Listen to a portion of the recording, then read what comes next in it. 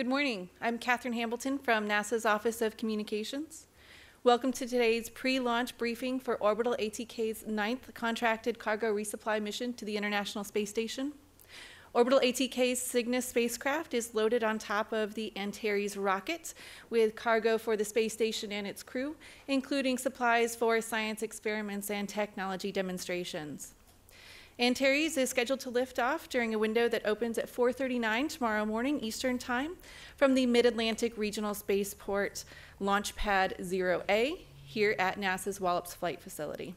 Here to talk about how preparations for tomorrow's launch are progressing. Joining us on the phone, we have Kirk Shireman, International Space Station Program Manager from NASA's Johnson Space Center in Houston. Frank DeMauro, Vice President and General Manager of the Advanced Programs Division, Orbital ATK. Kurt Eberle, Vice President and Antares Program Manager, Orbital ATK. Doug Voss, Deputy Chief, Range and Mission Management Office, Wallops Flight Facility. And Kurt Costello, International Space Station Chief Scientist. After opening comments, we will take your questions. For those of you watching on TV or online, we'll take questions from social media using the hashtag AskNASA. And now I will hand it over to Kirk Shireman to kick us off. Hi, good morning. Thank you for being here this morning. We're very excited about having Cygnus fly up to the International Space Station. Over 3 tons of cargo will be traveling to the space station. Over 1 ton of it will be for utilization, research, and facilities. So we're really excited about having that up there. In addition, what's also important is it'll bring home almost 3 tons of cargo back away from the International Space Station. That's also a critical resource for us. Some of the highlights of the cargo that's going up is the Cold Atom Lab, a facility that will be the coldest place in the universe. We're really excited about having that on board, as well as some cargo to continue other research activities, including veggie plant habitat, e-field flames, and a host of others. In addition to Cygnus to launching tomorrow, a number of really big activities coming up for ISS, of which Cygnus will play a part. First off, we have crews coming home. We have Scott Tingle Kanai, Noshigi Kanai, and Anton Skaplarov coming home on the 3rd of June. On the 6th of June, Alexander Gerst, Serena, Anton Chancellor, and Sergei Prokopiev will be launching the International Space Station. And that's important because we'll be doing the spacewalk on the 14th of June, which will be utilizing some of the cargo that's flying up on Cygnus tomorrow. So really important activities coming up. We continue to focus on the year in space and are making great progress and have a really, really busy year on board International Space Station. And we're very excited to have Cygnus going up and contributing to the activities this year. With that, I'll hand it back to you. Thanks, and now we'll go to Frank. Okay, thank you, Catherine. We're very happy to be back here at Wallops, readying for another launch of Cygnus to the International Space Station on our Antares rocket. We always excited to be able to bring vital crew supplies and scientific experiments to the space station. We certainly would like to thank the Antares team, our NASA customer, the NASA Wallops team, and certainly the Mid-Atlantic Regional Spaceport for all the hard work in preparing for this upcoming mission. We've got a video to discuss and show the processing of Cygnus and what we expect after launch, so we could cue that. So here's the service module arriving at Wallops. This is the cargo module, also arrives directly from our partner in Torino, Italy. Once that arrives at Wallops, we load it with about 75% of the eventual cargo that will fly. Once the cargo module is fully loaded, we'll mate it to the service module to create the Cygnus. Once Cygnus is fully mated and tested out, then we will move it to the V55 facility, fuel it for the mission, and then we install the NanoRacks CubeSat deployer, which is another mission where we'll be flying that important mission for NASA. After that point, we move it to the horizontal integration facility where it's mated to the Antares rocket, and then we can put the final cargo into the cargo module just before encapsulation, where the teams will install the fairing over the spacecraft, and that'll be the last time we'll see Cygnus until we approach the ISS. After liftoff, tomorrow morning. About 9 minutes or so after liftoff, Cygnus will separate from the rocket, and we'll begin the process of deploying our solar arrays, initializing our propulsion system, to begin the process of raising the orbit and starting the rendezvous with the space station. That process will take about 3 days, assuming we launch on tomorrow morning. So we'll get there about early Thursday morning. Cygnus will raise the orbit from the insertion orbit from Antares up to the space station orbit, about 400 kilometers in altitude. We will slowly make our approach from underneath the ISS, eventually getting to a point about 10 meters below the space station. That's where the crew will use the robotic arm to grapple Cygnus, and then they will maneuver the spacecraft and berth it to the Node 1 Nadir port on the ISS. Once all the checks are completed, the crew will open the hatch and begin the process of unloading the cargo that we've delivered, and then over time installing the disposal cargo that we will take away with us after we leave the ISS. After we're unberthed, the arm will let us go, we'll back away, and then Cygnus will begin the process of moving away from the space station. On this mission, as in the past few missions, we will be raising our orbit above the ISS and then deploying 6 CubeSats from our external CubeSat deployer. And then once that's done, Cygnus will fly around, do a little bit more testing, and then we'll complete the mission with a destructive reentry over the South Pacific. Finally, I'd like to take this moment to express how proud we are to name this mission in honor of J.R. Thompson. J.R. was not only a veteran of NASA and Orbital ATK, but he was a great leader and mentor to so many of us. And we all had the pleasure of working with him for so long. He left an indelible mark on many projects at Orbital ATK, not the least of which is Antares and Cygnus. He was a mentor to all of us. He was a major part of what made Orbital ATK the company we are today, and we are honored to name the spacecraft the SS J.R. Thompson. So with that, go Antares, go Cygnus, and over to Kurt. Okay, thank you, Frank. On behalf of the Antares team, I'd just like to say that we're very excited to be back here at Wallops with our NASA and Virginia space partners for the OA9 mission after a very successful OA8 mission that we conducted last November. And I see some familiar faces here, and I can guarantee that those of you who are here in person, you're going to be a lot warmer for this launch than you were for OA8. So I think that's good news. All right, I think I have a video to show too, and if we can roll that. All right, this talks a little bit more about what happens after Frank brings the spacecraft over. We unpack it from the shipping container, and we lift it out of its shipping container and onto the clamp band separation system that you see on the floor there. We rotate it to horizontal, and we load more cargo. And then here we see the Antares vehicle being lifted onto the tail. That's the transporter erector launcher that we use to transport the vehicle. And next, the fairing and Cygnus were lifted onto dollies in front of the stage 2. After final cargo load, Cygnus is mated to Antares, and the fairing is installed over top. We do a mission simulation test to verify communications, and then we move out of the HIF using our over-the-road transporters underneath the tail, and we go south on the island about 1 mile to pad 0A. After rolling up the ramp, the tail is connected to the hydraulic pistons that push the vehicle up to vertical. The tail continues to act as our umbilical mast through to liftoff. Fueling starts about an hour and a half before launch. The engines are ignited at L-0 to an intermediate power level. We do a quick health check, and then we throttle up the engines, and we simultaneously release the vehicle from the pad. Antares flies straight up for about 25 seconds, after which it will pitch over and head downrange in a southeasterly direction. And a little over 9 minutes after liftoff, Cygnus will be separated into orbit. And from there, Cygnus takes over, as Frank mentioned, and performs the multi-day rendezvous to the ISS. Next, I'll talk about our launch preparation. Early this morning, we completed our major pre-launch verification test. We call that the Combined Systems Test, which verifies all the connectivity between the Antares rocket, the Cygnus spacecraft, the launch pad, and the range. That went smoothly, and we are now in final closeout activity in preparation for starting the countdown later tonight. The Antares and Cygnus teams will arrive on console at 10 o'clock p.m., and I hope they're asleep right now.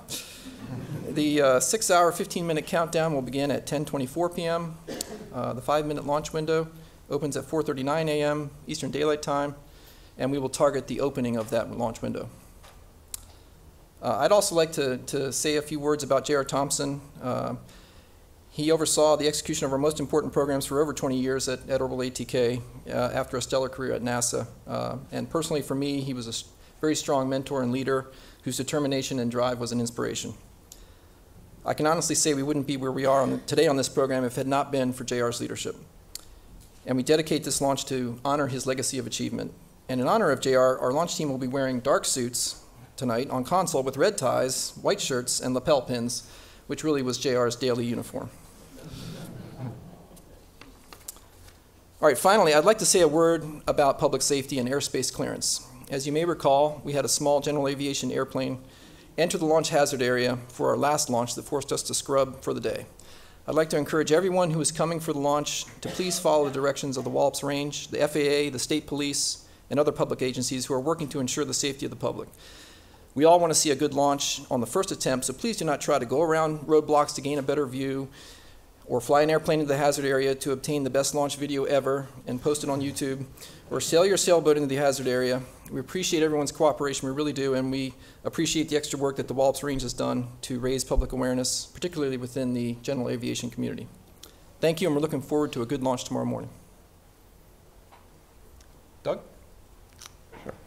Well, on behalf of the Goddard Space Flight Center, Wallops Flight Facility Range, and for NASA, I want to again welcome Orbital ATK and flying the Cygnus commercial resupply cargo. It's another opportunity to perform an important job for NASA and for the International Space Station, and Wallops is proud to be an important part of that, providing the range support.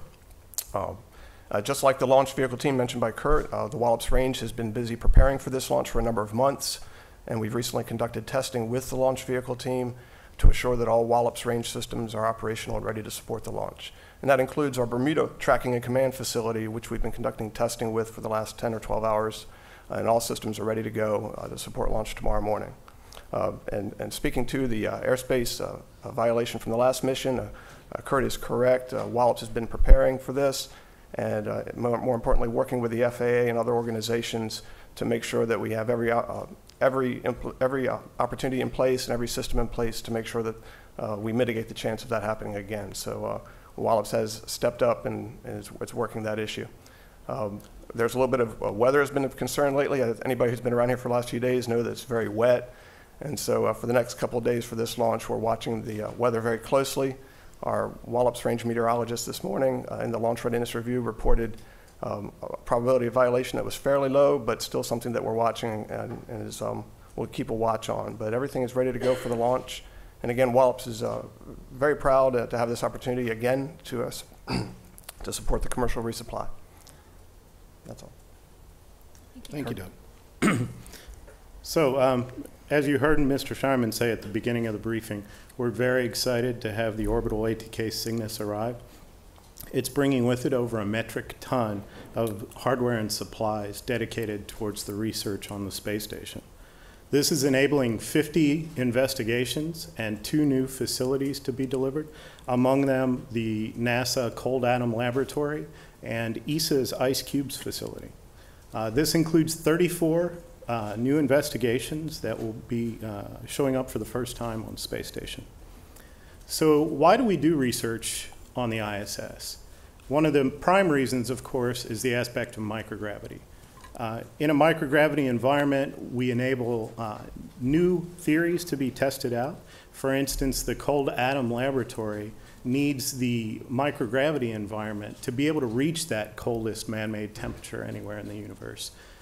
This enables them to use weaker and weaker magneto-optical traps to keep the atoms in place, which allows us in the end to get to lower temperatures because those atoms don't fall out of the traps due to interactions that would be driven by gravity. Another investigation going on is the continuous liquid-liquid separation investigation in micro-G. And here, Xiput Flow Technologies is testing out a novel separation technique for immiscible fluids that relies on surface tension. In microgravity, surface tension becomes the dominant force in liquid motion and dynamics. So it'll be interesting to see their results in a microgravity environment. We also have the microgravity investigation of cement solidification going on board. And this is a look at how we would mix and solidify cement in a microgravity environment, possibly for the construction of future space habitats. So in a microgravity environment, you don't have buoyancy-driven convection. Lighter things don't float to the surface, heavier things don't sink to the bottom. This eliminates some of the convective forces that are driven by heat. So it'll be interesting to see in these cement reactions how that impacts the overall solidification of the cement. We also have some life sciences going on board for the first time. We have Plant Habitat 01, which is an investigation by Dr. Norman Lewis out of Washington State University. This is our first use of the Plant Habitat Facility for Science. And the Plant Habitat Facility brings on board a closed environment, unlike any other plant growth environment that we've had to date on station. This will really allow us to look at all the variable parameters in an investigation and get down to the brass tacks of what's going on in microgravity. Another reason that we like ISS for research is the fact that our commercial space transportation partners and our commercial providers for research facilities have made it much easier to get educational investigations on orbit. And we have a number of those going up on this flight, several of them from the Quest Institute and an investigation from higher orbits as well. We'll be looking forward to seeing those students complete their investigations on orbit. And last but not least, we like ISS for research because of the view. Not only the view, but the environment. It allows us easy access to that low Earth orbit environment, and it allows us to observe the Earth, in this case through a trio of CubeSats that are going to be deployed from the GEM airlock and the NanoRacks CubeSat deployer. Those are Cubert, Tempest-D, and RainCube, all of them testing new novel technologies to monitor our Earth's storm environment and our Earth's observation capabilities. And the last and final CubeSat I'll mention, since we've mentioned everything looking from atomic molecules to our Earth, I'll mention HaloSat over here on the left. HaloSat will be looking at X-ray emissions around galactic clusters and galaxies. So with that, we have a full complement of research on board, and we're looking very forward to the launch tomorrow. Thank you. Now we will take questions from those joining us here today, as well as those on the phone. Those on the phone should press *1 to be entered into the queue. And please state your name and affiliation and to whom your question is directed. And a reminder for those watching from afar, you can ask questions online via the hashtag #AskNASA. We'll start right here in the middle. Please wait for the microphone to come to you. Hi, Jared Hayworth from We Report Space. This is a question for Mr. Eberly. Can you talk to us a little bit about the technology that allows Antares to have a 5-minute launch window compared to the instantaneous window for Falcon 9 or the 30-minute window for Atlas V? Thank you.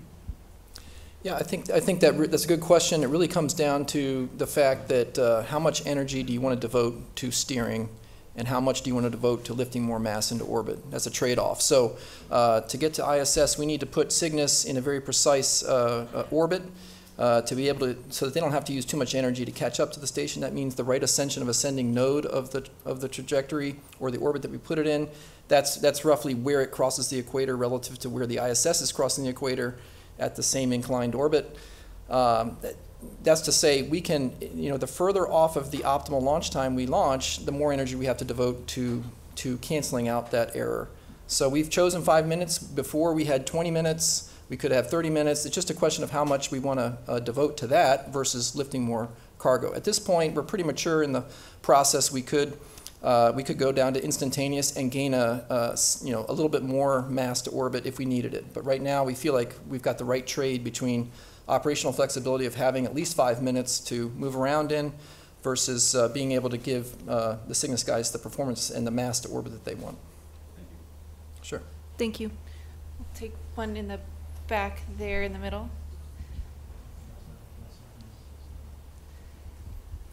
Oh, we got it. Hello, my name is Melody Williams, also known as Scientist. I'm a science communicator, educator, as well as an industry scientist. I have a question in regards to all of the amazing experiments that you're sending up with Cygnus.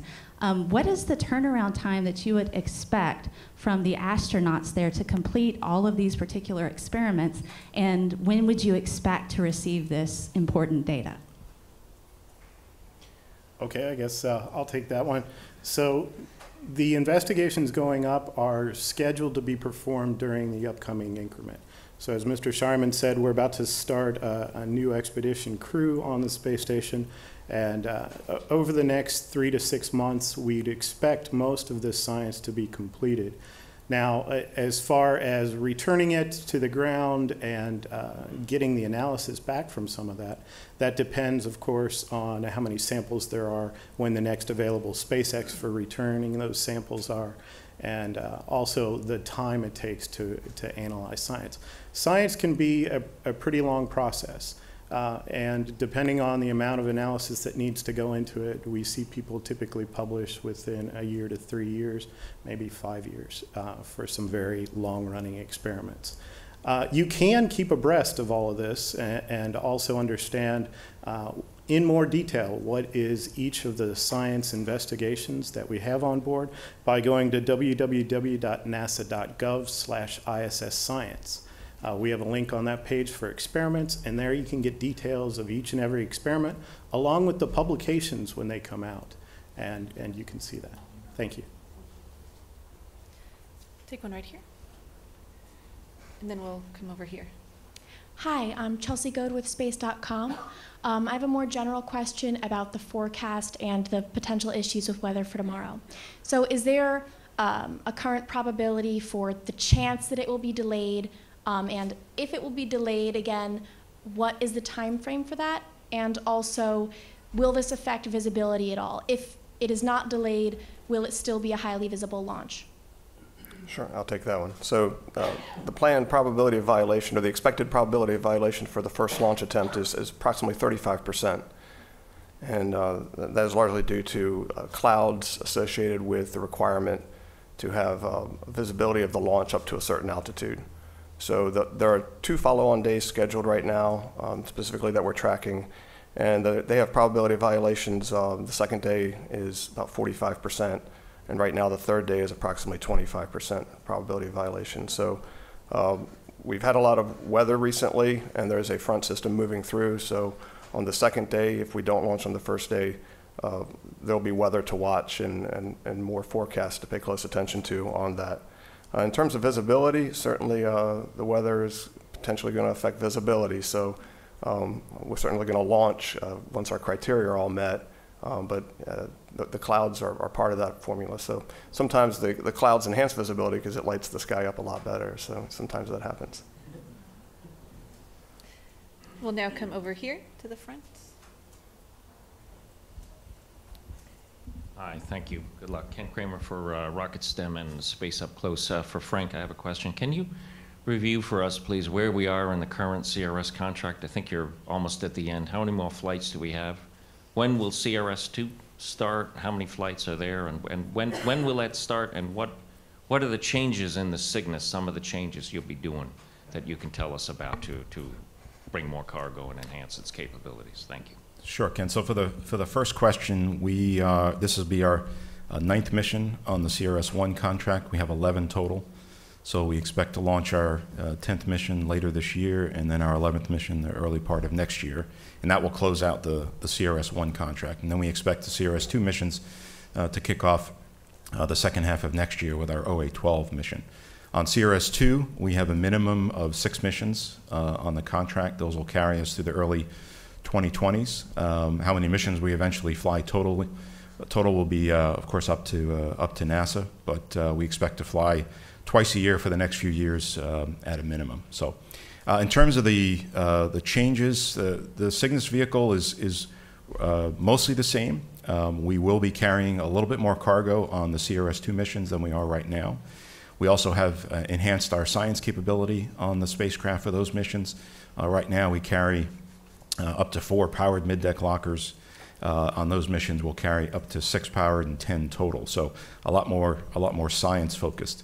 The other thing we've done in working with our Antares team is to be able to load cargo later in the flow than we actually do right now. In fact, starting on OA11 early next year, we'll be putting cargo as late as 24 hours before launch, as opposed to now where it's roughly 3 days. So we'll be loading cargo near the pad, and then just going right up to the pad and raising the vehicle to vertical. So we're looking forward to doing that on OA11, and in fact OA11 we're also slated to fly rodents for the first time. So some really good upgrades, but as part of our CRS2 approach, we've tried to minimize the investment required to get those capabilities in line, and we think we've been successful, so we're excited for that. Do you have the total cargo under the CRS1 contract? Total cargo delivered. Yeah, it'll be upwards of 30,000 kilograms total on CRS1. I think you will go here. Let's see, it looks like 5th row maybe.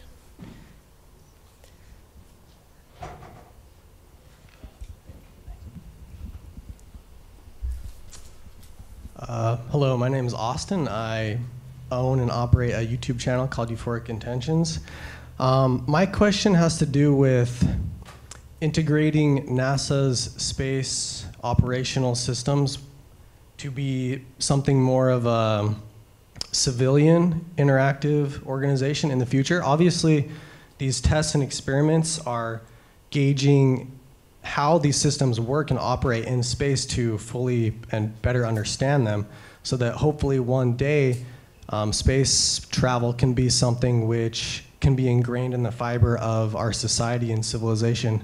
Is this a NASA hopeful that one day, I guess, space exploration and travel can be something which is intertwined as day-to-day commutes in vehicles? Let's see, this is Kirk Sharman. I'll take that one.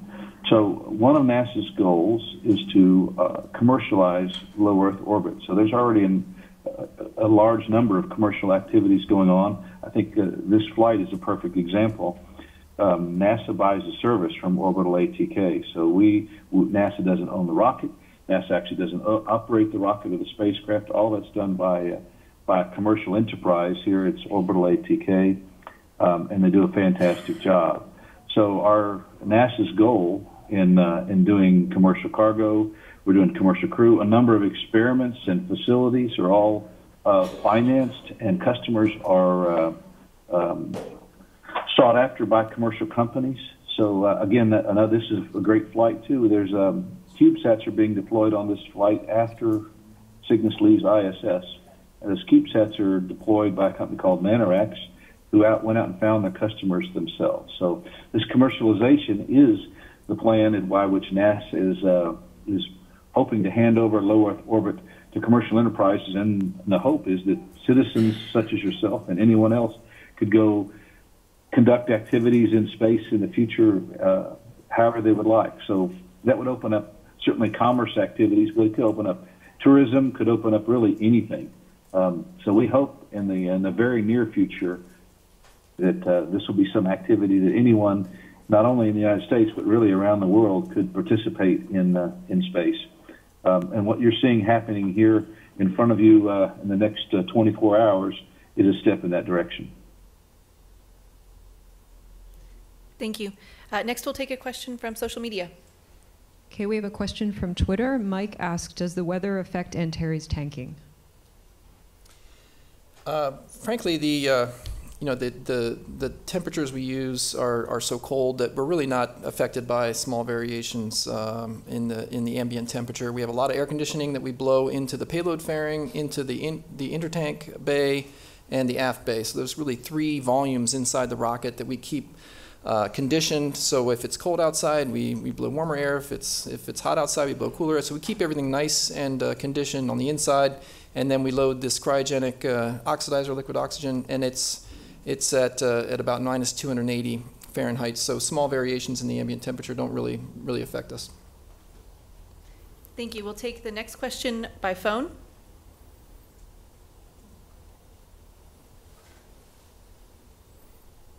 Jeff Faust, your line is open.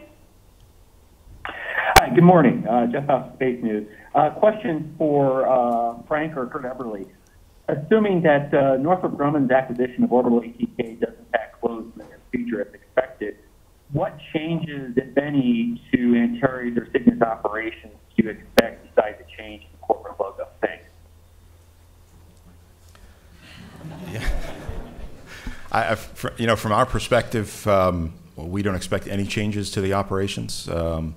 Both successful programs and very capable vehicles, and we expect to build and test and operate them the same way we've done it before. We have great teams working on both programs, and no, I don't expect any changes going forward. Thank you. Do we have additional questions here in the room? We'll take one up here in the front. Hi, congratulations on getting the commercial resupply 2 contract. Now there is a new competitor in the mix, Sierra Nevada Corporation. How does Orbital ATK plan to deal with that additional new competition?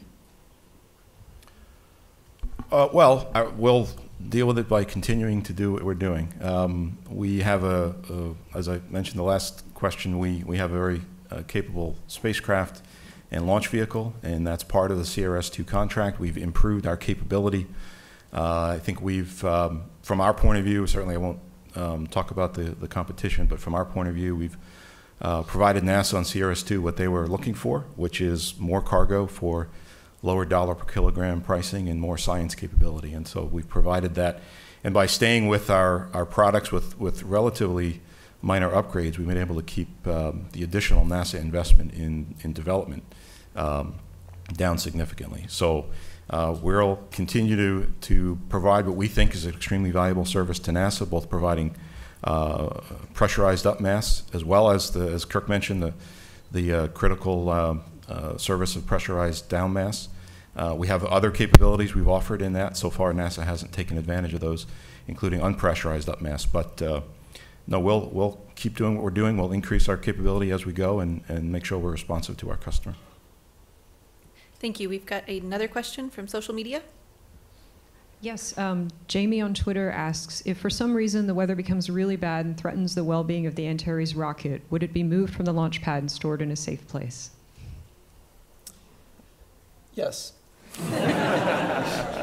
No, we have a number of contingency plans, and we've actually been out on the pad with the first stage that we were planning to do a stage test with, and a hurricane came along. So we certainly have plans to take the vehicle down, put it back on the transport vector launcher, and get it back inside our horizontal integration facility, which we can do in roughly a day, a long day.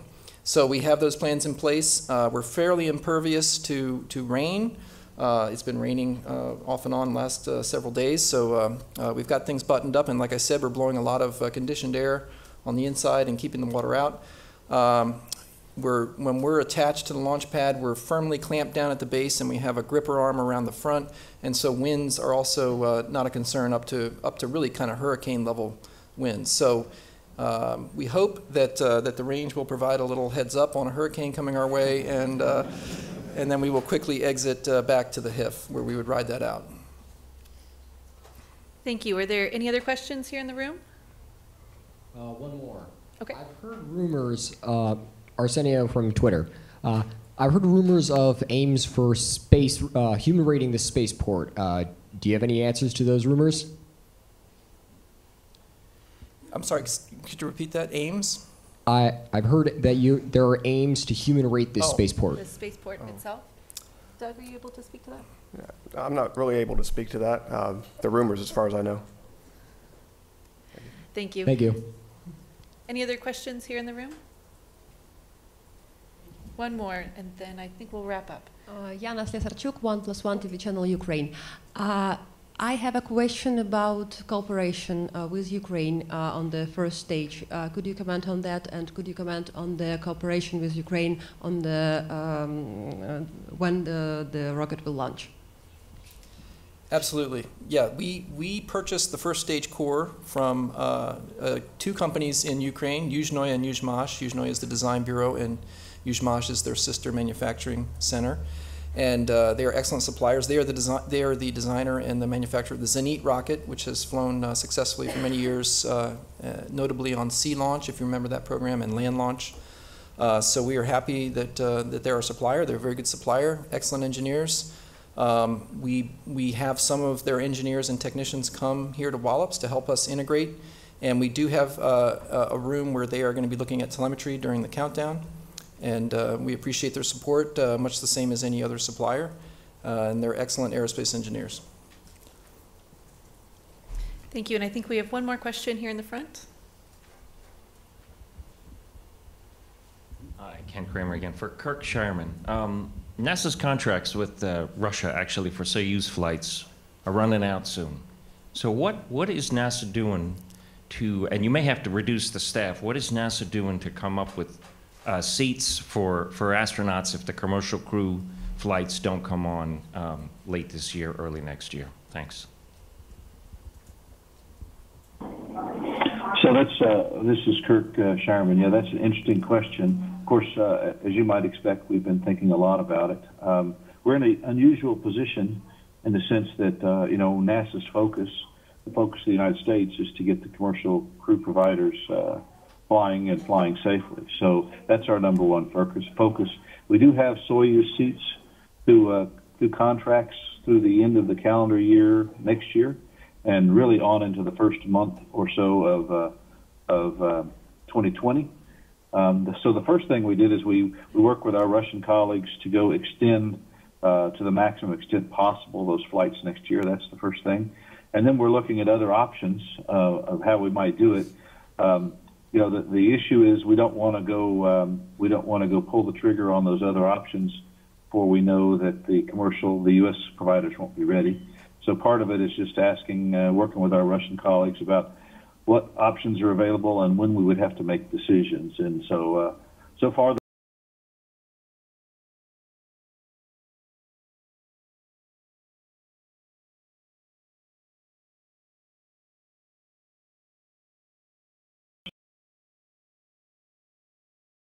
flying. Thank you. And with that, I'd like to thank everyone for joining us. You can find out more about the mission and the science and technology on board by visiting nasa.gov/Orbital ATK, as well as nasa.gov/station. Thank you for joining us.